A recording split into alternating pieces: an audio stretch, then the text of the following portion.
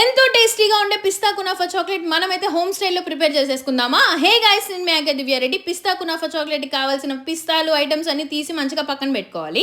ఇంకైతే స్టవ్ వెలిగించి ప్యాన్ పెట్టేసుకొని చక్కగా బటర్ అయితే యాడ్ చేసుకోవాలన్నమాట. బటర్ అయితే మంచి ఫ్లేవర్ని ఇస్తుంది. సో ఇందాక పక్కన పెట్టుకున్న పిస్తాస్ కూడా వేసేసి ఒక 2 minutes రోస్ట్ చేయాలన్నమాట. సో చాక్లెట్ బేస్ కోసం నేనైతే డార్క్ చాక్లెట్ యూజ్ చేస్తున్నా. ఒకవేళ మీకు మిల్క్ చాక్లెట్ నచ్చుతుంది అంటే మీరు అది కూడా యాడ్ చేసుకోవచ్చు. ఇంకా వీడియోలో కనిపిస్తున్న డబుల్ బాయిలింగ్ మెథడ్లో చాక్లెట్ని అయితే మెల్ట్ చేసుకోవాలి.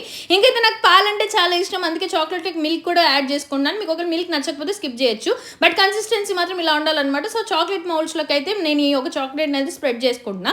సో స్ప్రెడ్ చేసుకున్న తర్వాత 1 to 1.5 hours ఫ్రిడ్జ్లో అయితే పెట్టుకోవాలి. సో దాని తర్వాత ఇంకొక ప్యాన్లో చక్కగా నెయ్యి వేసుకొని మంచిగా కునాఫా వేసుకొని బాగా ఫ్రై చేసి పక్కన పెట్టుకొని ఇంకా మనం ఫ్రై చేసిన పిస్తాస్ని పౌడర్గా చేసుకొని ఇవన్నిటిని కూడా ట్రాన్స్ఫర్ చేసుకొని మిక్స్ చేయాలి.